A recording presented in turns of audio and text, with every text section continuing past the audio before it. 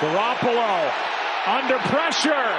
Donald got there in the air, intercepted by the Rams, and they may ride to the Super Bowl on that. The LA Rams, back-to-back years, we are going to see a Super Bowl team hosting the Super Bowl in their home stadium. The LA Rams at home here against the 49ers, their Achilles heel, Sean McVay's Achilles heel, and Kyle Shanahan 0-2 against that team this year. All things pointing against the Rams here at home, even though Vegas has them as 3.5-point favorites, over under 46. This game went down to the wire. The Rams had to come from behind. A lot of obstacles to overcome that we'll go into it, but the Rams come away victorious to head into Super Bowl 56 at home. For 2 weeks, they just get to chill at home. I mean, God, that luxury is unmatched. So they win 20-17 final. San Francisco does cover the 3.5-point spread, under 46 hits. Again, Rams in SoFi, the second year, back-to-back. Tampa Bay last year in Tampa Bay. Like, what the hell is going on? We had that opportunity a couple years ago. I know we did. I know. We could have been the trendsetters, but no, not the Vikings. Holy shit. Talk to me about this game, guys. Yeah, no, this was not as exciting first half as the Chiefs and Bengals game.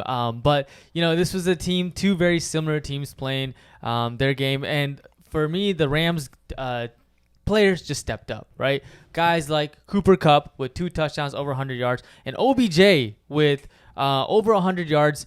My hit bet of the week hit with the 55.5 OBJ receiving yards. And in terms of, what went wrong for the 49ers, they're a big running team. And they run with Deebo Samuel. They run with Elijah Mitchell. But the Rams did a great job of the run block or run gap, I guess I should say, and being able to stop the 2 elite runners on their team.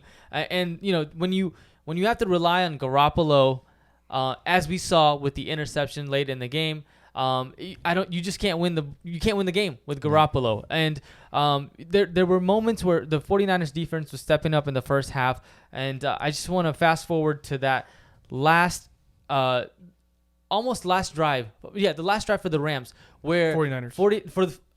The Rams had the ball, and the 49ers, there was a chance to get an interception by Jaquiski Tart.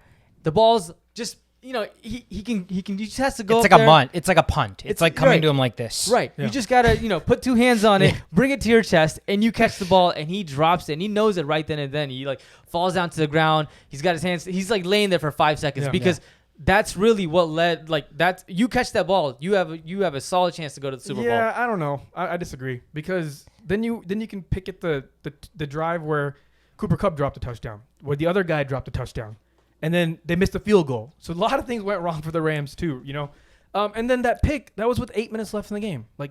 There's still 8 minutes left to play. Who knows? And it's still Garoppolo throwing the ball. So my confidence for Garoppolo does not exist. These are the quarterbacks that were playing against each other was my 2 quarterbacks that I shat on the most all season long.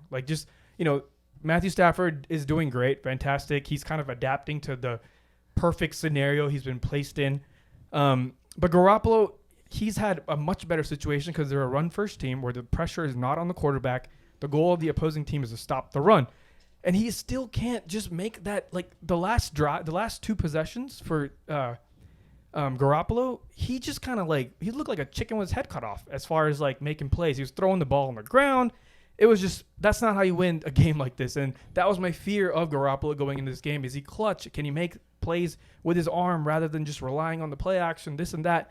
And when it came down to it, I don't blame him for that last pick because he was trying to extend the play. I just think that was a dumb decision on 3rd down because you still have a 4th down. You don't want to kind of risk it to your running back, a high pass to your running back. That's just bad news. Yeah. So a lot of things went wrong, but I do want to commend the Rams. They overcame a 4th quarter deficit of 10 or more points to win for the first time since week 1 of 2013. So they have not been known as a come-from-behind team that late.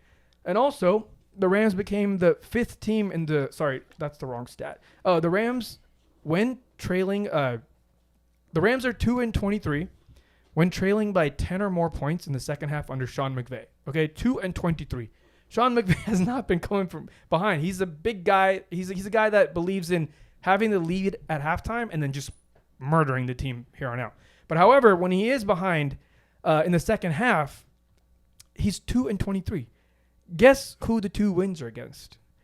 Well, I don't know who they're against, but they both came in the NFC Championship game. So when it matters, when the most mattering situation comes when you're behind, he's won both of those games. So, it just kind of, these are the things, like these are the crazy moments that football provides, that when a team just historically has not been able to come from behind, when a team that's run the ball so well gets 20 something yards from their wide receiver, everything just kind of worked out just like how the Rams wanted to work out, even though their receivers were kind of dropping the pass, just screwing left and right. Yeah, it was one of those things where it was so apparent the deficiencies in the 49ers offense the minute the run was not working for them, right? Yeah. The minute the run did not work, they were like, holy shit, we have no idea what the hell to do right now, because they had chances, like some flashes during that game, like that big throw to Kittle over the middle, wide open, could have been like 40 yards, and Jimmy G just sails it over his head, right? Early. And this team went up 17-7, so there's a time during this game where they have the ball up 10 points with like the opportunity to like put their foot on the gas, but we know that's not their strength, right? So when they can't run the football, like you said, you put the onus on Jimmy Garoppolo, and we know he cannot succeed when it's strictly dropping back and having to throw the ball. He's a big play action guy. He's a big like pre-snap read guy, knows exactly where he's going to go. But the minute you have to make him into like an improviser, like it's not going to work well. We just know it's not. He has his limitations. And so it was one of those things where the game worked in the 49ers script the entire way, right? Like, it's not like they started out hot, but what I said last week was as long as the Rams don't start out hot and they keep the 49ers hanging around within a score or tied, whatever, it gives the 49ers enough time to like make a big play down the stretch that becomes the difference factor.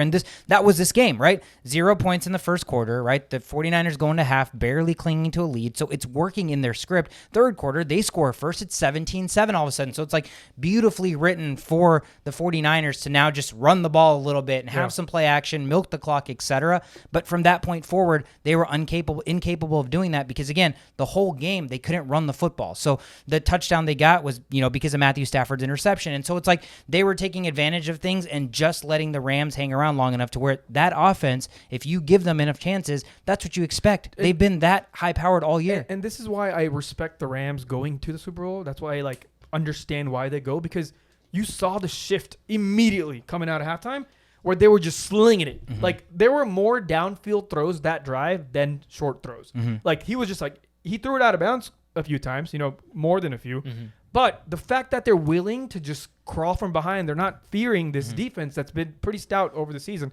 They were like, you know what? We have Cooper Kupp. We have OBJ. Let's just freaking go. And then that go momentum just changed everything. Then the turnovers happened. And, that's what you need. That's what you need to win a Super Bowl. It's like you have the Mahomes. You have the improvising quarterbacks. Then you have the Garoppolos who don't even know what improvising is. And then you have the Burrows and the Staffords. Like, they are not known for improvising. No. They're not known to be stagnant either. They make the plays when it's necessary. And that is the beautiful balance you need to have your offense have a chance. Yeah. No, and kudos to the defensive line. I don't know if you guys remember the Aaron Donald. He's giving the speech and there's that. Yeah. Oh yeah. That they were losing. He was fucking getting them fired up. He was getting fired up. There's that big guy. I forget his name. But he's huge. Kimbo Slice looking. He looked like Kimbo Slice. He looked like he was about to kill somebody. And sure enough, after that, I don't think the 49ers scored, and they punted the ball often, two drives straight. Mm-hmm. Last drive being the last drive was the interception prior to that. So, he just got the team riled up, and the defense line showed up and was able to stop them. Again, why did Burrow win? The intangibles. Why are the Rams coming from behind when they're not known to come from behind? The intangibles.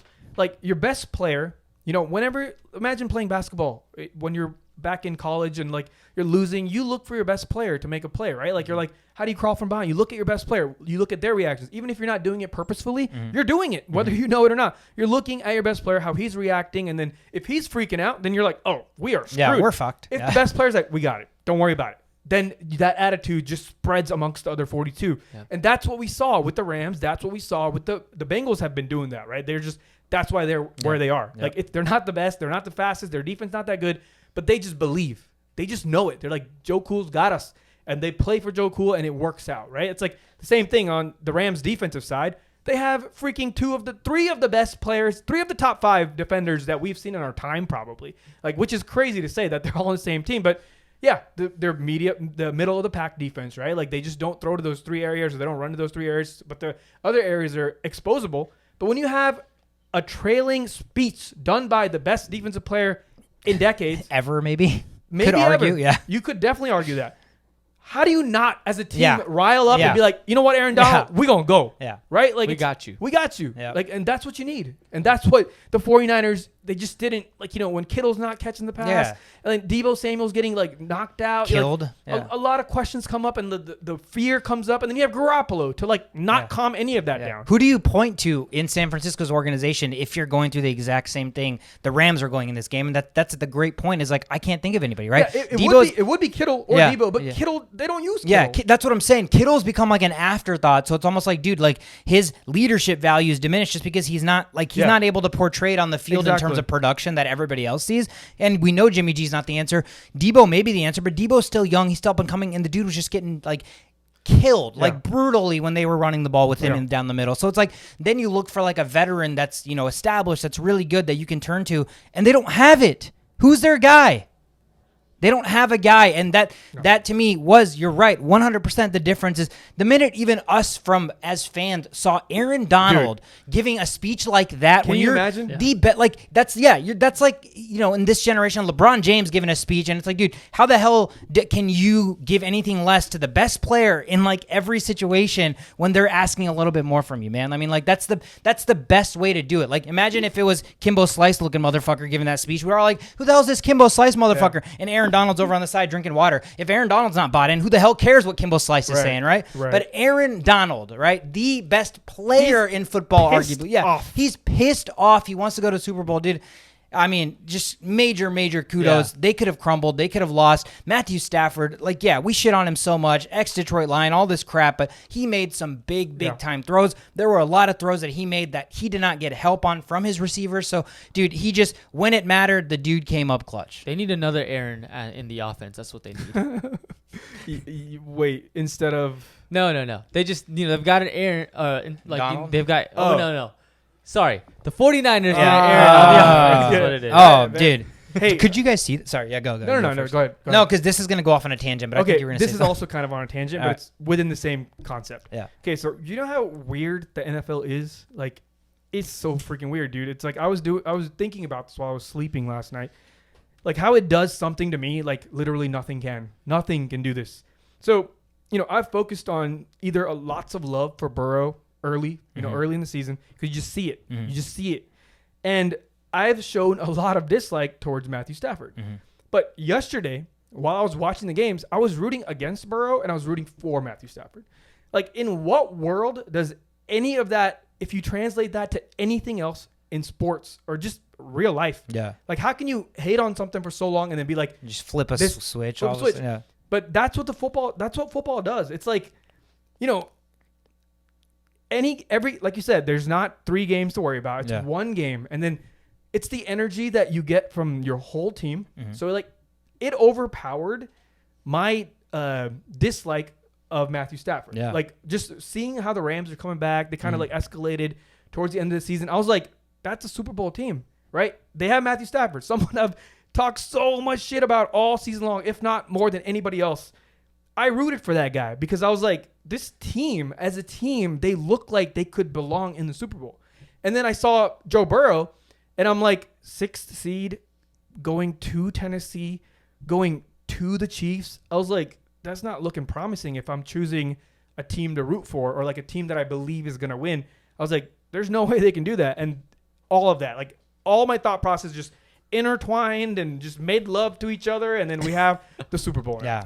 No, that's a beautiful way to put it, is the emotions that can overcome you in these moments. Like, I'm just like pertaining that to like the real world, right? I was trying to think of an analogy, and this is going to be really bad because I haven't thought of anything. I'm just going to go straight off the cuff here. But it's like when you're dating somebody and it's like you've already have this preconceived notion of like what you think that person is. You think like in one day you're going to flip a switch and all of a sudden be like, you know what?